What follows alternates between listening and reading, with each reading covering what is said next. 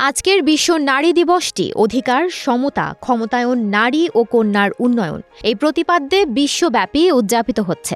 এই বিশেষ দিনে বিএনপির ভারপ্রাপ্ত চেয়ারম্যান তারেক রহমান ফেসবুকে একটি পোস্ট দিয়ে তার জীবনের ৩ গুরুত্বপূর্ণ নারীকে সম্মান জানিয়েছেন।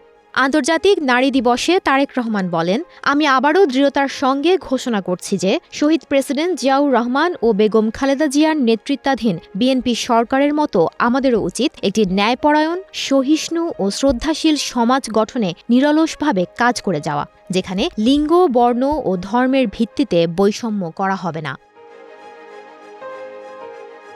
তিনি তার পোস্টে আরও উল্লেখ করে বলেন, বাংলাদেশের তরুণী ও নারীরা তাদের চারপাশের মানুষদের কাছ থেকে ক্ষমতায়ন ও সমর্থন পাওয়ার যোগ্যতা রাখে। প্রত্যেক নারীকেও পুরুষের সমান মর্যাদা, নিরাপত্তা ও সুযোগ পাওয়া উচিত। তিনি বলেন, তার জীবনের সবচেয়ে গুরুত্বপূর্ণ ৩ জন অসাধারণ ব্যক্তি হলেন তার মা, স্ত্রী এবং কন্যা।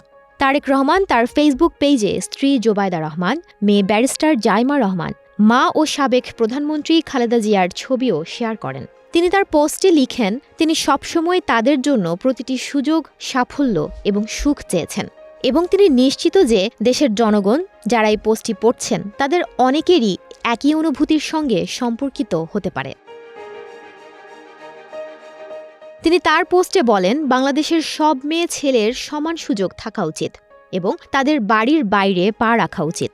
হয়রানি ছাড়া ইন্টারনেট ব্যবহার করা উচিত এবং নির্ভয়ে তাদের কণ্ঠস্বর প্রকাশের সুযোগ নেওয়া উচিত। তারেক রহমান আরও বলেন, বিএনপির নীতি প্রণয়নে একটি নিরাপদ ও সুরক্ষিত সমাজে নারীর অব্যবহৃত সম্ভাবনাকে স্বীকৃতি দেয়, যেখানে দলের ফ্যামিলি কার্ড কর্মসূচি, নারী উদ্যোক্তাদের জন্য এসএমই ঋণ, তরুণীদের শিক্ষার জন্য একাডেমিক ও বৃত্তিমূলক প্রকল্পের মতো উদ্যোগ নেওয়া হয়েছে। পরিশেষে তিনি দেশবাসীর প্রতি আহ্বান জানিয়ে বলেন, সবাই যেন একই সঙ্গে নারীর অর্থনৈতিক ক্ষমতায়ন, রাজনৈতিক অংশগ্রহণ এবং ব্যক্তিগত আকাঙ্ক্ষাকে সমর্থন করে।